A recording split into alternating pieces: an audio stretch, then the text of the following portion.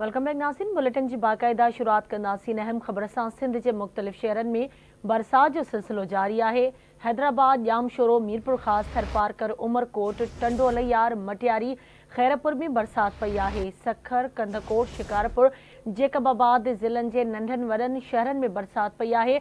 बरसात खां पोइ हेठाहीं वारनि इलाइक़नि में पानी बीहजी वियो आहे, जॾहिं त बहिराड़ी वारनि इलाइक़नि जो शहरनि सां राब्तो कटिजी वियो आहे। फसलनि खे बि नुक़सानु पहुतो आहे। बिजली की फराहमी मुअतल थी वई। अहम ख़बर खां वाक़े आगाह कयूं पिया। सिंध के मुख़्तलिफ़ शहरनि में बरसात जो सिलसिलो जारी है। हैदराबाद, जामशोरो, मीरपुर ख़ास, थरपारकर, उमरकोट, टंडो अलियार, मटियारी, खैरपुर में भी बरसात पई है। सखर, कंदकोट, शिकारपुर, जेकबाबाद ज़िलनि के नंढनि वॾनि शहरनि में बरसात पई है। बरसात खां पोइ हेठाहीं वारनि इलाइक़नि में पानी बीहजी वियो आहे, जॾहिं त बहिराड़ी वारनि इलाइक़नि जो शहरनि सां राब्तो कटिजी वियो आहे। फसलनि खे बि नुक़सानु थियो आहे। बिजली जी फराहमी भी मुअतल थी वई आहे। तफ़सील मालूम कंदासीं। हैदराबाद में आवाज़ जो रिपोर्टर साकिब कुबर असां सां लाइन ते मौजूद है। जी साकिब, छा सूरत हाल है हैदराबाद में? बरसात के हवाले से अपडेट कजो।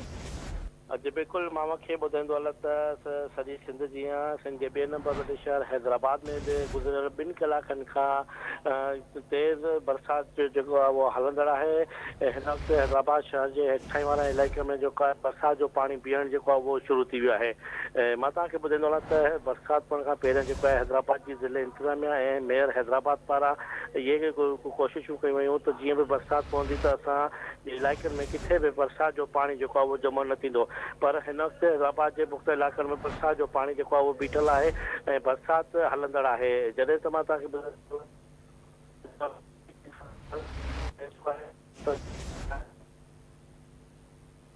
ठीक है, मुझी मेहरबानी साकिब अपडेट करण लाइ। अहम ख़बर खां वाक़े आगाह कयूं पिया। सिंध के मुख़्तलिफ़ शहरनि में बरसात जो सिलसिलो जारी है। हैदराबाद, जामशोरो, मीरपुर ख़ास, थरपारकर, उमरकोट, टंडो अलियार, मटियारी, खैरपुर में भी बरसात पई है। सखर, कंदकोट, शिकारपुर, जेकबाबाद ज़िलनि के नंढनि वॾनि शहरनि में बरसात पई है। बरसात खां पोइ हेठाहीं वारनि इलाइक़नि में पानी बीहजी वियो आहे। बहिराड़ी वारनि इलाइक़नि जो शहरनि सां राब्तो कटिजी वियो आहे, जॾहिं त फसलनि खे नुक़सानु पहुतो आहे। बिजली की फराहमी भी मुअतल थी वई आहे। तफ़सील मालूम कंदासीं। मटियारी में आवाज़ जो रिपोर्टर अब्दुल गफूर मल्ला असां सां लाइन ते मौजूद है। जी अब्दुल गफूर, कहिड़ा तफ़सील आहिनि? मुख़्तलिफ़ शहरनि में बरसात जो सिलसिलो जारी है। मटियारी में छा सूरत हाल है? जी बिल्कुल, मटियारी ज़िले के मुख़्तलिफ़ इलाइक़नि में ऐं भरपासे जे इलाइक़े में वक़्तु के साथ बरसात जो सिलसिलो जारी है। बरसात किथे तेज़ त किथे हल्की बरसात वसी रही है। बरसात खां पोइ गर्मी जो ज़ोर टुटी वियो आहे। मौसम खुशगवार थी है। बरसात सां पोखियल फसलनि खे नुक़सानु थियण जो ख़दशो आहे, जिनमें केले जो फसल, फुटीअ जो फसल खां सवाइ ॿियनि फसलनि खे नुक़सानु थियण जो ख़दशो आहे। बरसात पवण खां आबादगार में हारनि जा मथे ते हथ अची विया आहिनि ऐं बिजली ऐं मौसम जो निज़ाम धरम भरम थी वियो आहे। बरसात खां पोइ हेठियां इलाइक़ा पाणी हेठि अची विया आहिनि। जी ठीक है, मुझी मेहरबानी अब्दुल गफूर अपडेट करण लाइ। नाज़रीन, मुख़्तलिफ़ शहरनि की सूरत हाल खां वाक़े आगाह कयूं पिया। सिंध के मुख़्तलिफ़ शहरनि में बरसात जो सिलसिलो जारी है, जिनमें हैदराबाद, जामशोरो, मीरपुर ख़ास, थरपारकर, उमरकोट, टंडो अलियार, मटियारी, खैरपुर में भी बरसात पई है। सखर, कंदकोट, शिकारपुर, जेकबाबाद ज़िलनि के नंढनि वॾनि शहरनि में बरसात पई है।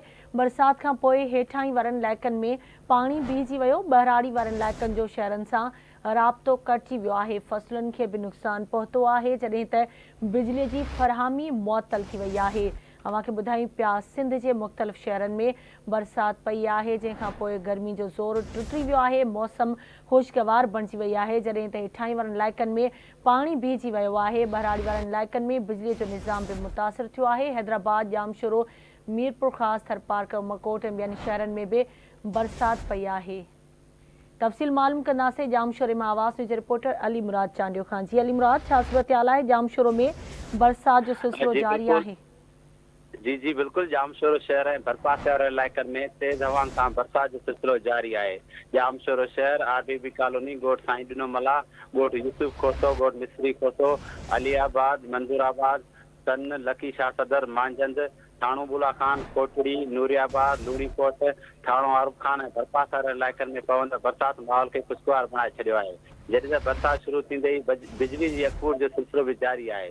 मां इहो ॿुधाईंदो हलां त बरसाति खां पोइ जाबुल इलाइक़नि मां पाणी अचण करे सुकी टूट थियल नहरनि में पाणी बीहण शुरू थी वियो आहे। जी ठीक है, मुझे मेहरबानी अली मुराद अपडेट करण जे लाइ। जाम शोर जी सूरतयाल खां नासी तव्हांखे आगाह कयोसीं। सिंध जे मुख़्तलिफ़ शहरनि में बरसाति जो सिलसिलो जारी आहे। बरसाति खां पोइ गर्मी जो ज़ोर टुटी वियो आहे। मौसम खुशगवार बणिजी वई आहे, जॾहिं त केतिरनि इलाइक़नि में बरसाति खां पोइ बिजलीअ जी फ़राहमी बि मुअतल थी वई आहे। हेठाहीं वारे इलाइक़नि में पाणी बीहजी वियो आहे, जॾहिं त मुख़्तलिफ़ इलाइक़नि में बरसाति खां पोइ फ़सलुनि खे बि नुक़सानु पहुतो आहे। सिंध जे मुख़्तलिफ़ शहरनि में बरसाति जो सिलसिलो जारी आहे। हैदराबाद, जामशोरो, मीरपुर ख़ास, थरपारकर, उमरकोट, टंडो अलैयार, मटियारी, खैरपुर में भी बरसात पई आहे। सखर, कंदकोट, शिकारपुर, जेकबाबाद ज़िलनि जे नंढनि वॾनि शहरनि में बरसात पई आहे। बरसाति खां पोइ हेठाहीं वारा जेके इलाइक़ा आहिनि उते पाणी बीहजी वियो आहे। इन हवाले सां टंडे अलैयार जी सूरतयाल मालूम कंदासीं आवाज़ जे रिपोर्टर ग़ुलाम रसूल नोड़ियो खां। जी ग़ुलाम रसूल, अपडेट कजो, टंडो अलैयार में छा सूरतयाल आहे? बरसाति जो सिलसिलो जारी आहे? जी बिल्कुलु, टंडो अलैयार ज़िले में बि जेको आहे मुख़्तलिफ़ इलाइक़नि में वक़्फ़े सां बरसाति जो सिलसिलो शुरू थी वियो आहे। ज़िले जे मुख़्तलिफ़ इलाइक़नि में जेको आहे गजगोड़ सां जेको आहे किथे तेज़ किथे हल्की बरसाति जो सिलसिलो वक़्तु जेको आहे जारी आहे। असां ॿुधाइणो त बरसाति सबबु जो गर्मी जो ज़ोर टुटी वियो आहे। मौसम खुशगवार थी वई आहे, जैसे हेठाहीं वारा इलाइक़ा पाणी हेठि अची विया आहिनि। बरसाति जो मज़ो वठण लाइ जेको शहरी घरनि खां ॿाहिरि निकिरी आया आहिनि, जॾहिं बरसाति सबबु ज़िले जे मुख़्तलिफ़ इलाइक़नि में जी ठीक है, मुझी मेहरबानी ग़ुलाम रसूल अपडेट करण जे लाइ। सिंध जे मुख़्तलिफ़ शहरनि में बरसाति जो सिलसिलो जारी आहे। हैदराबाद, जामशोरो, मीरपुर ख़ास, थरपारकर, उमरकोट, टंडो अलैयार, मटियारी, खैरपुर में भी बरसाति पई आहे। बरसाति खां पोइ गर्मी जो ज़ोर टुटी वियो आहे।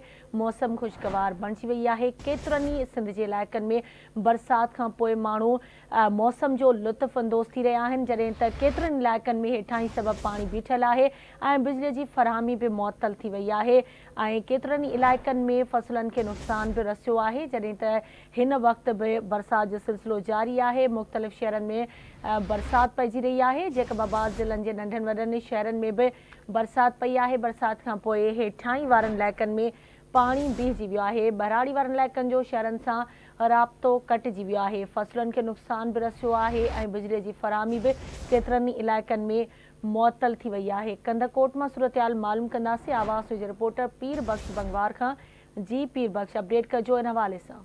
जी कंदकोट ऐं भरपासे वारे इलाइक़नि में कशमूर, बख्शापुर, बडाणी, घोसपुर, तंगोनी वारे इलाइक़नि में सख़्तु बरसाति पवण सां बिजली जो निज़ाम धरम भरम थी वियो आहे।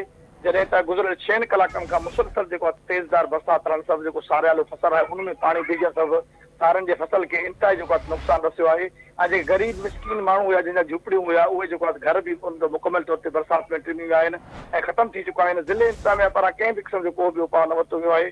जेको शहर में ऐं जेको रोड रस्तनि में जेको पाणी जो निकाल वारो सिस्टम आहे, बिजली बंदि हुजण जे करे म्यूनिसिपल अमले खे बि जेको आहे उन में सख़्तु मुश्किलातूं पेश थियनि थियूं। तंहिं हूंदे बि जेको आहे म्यूनिसिपल अमले पारां पाणी कढण में जेको आहे कोशिशूं जारी कयूं वियूं आहिनि। जी ठीक है, मुझी मेहरबानी पीर बख्श अपडेट करण जे लाइ। नासी नवां खे आगाह कयोसीं। कंदकोट में भी बरसाति जो सिलसिलो गुज़िरियल 6 कलाकनि खां जारी आहे। बिजली जो जेको निज़ाम आहे उहो बि मुतासिर थी रहियो आहे। सिंध जा ॿिया बि जेके शहर आहिनि मुख़्तलिफ़ शहरनि में बरसाति जो सिलसिलो जारी आहे।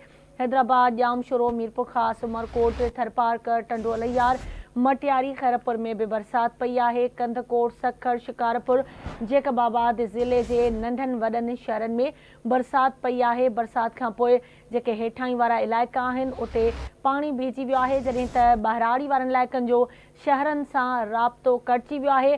फ़सलुनि खे नुक़सानु रसियो आहे। बिजलीअ जी फ़राहमी बि मुअतल थी वई आहे।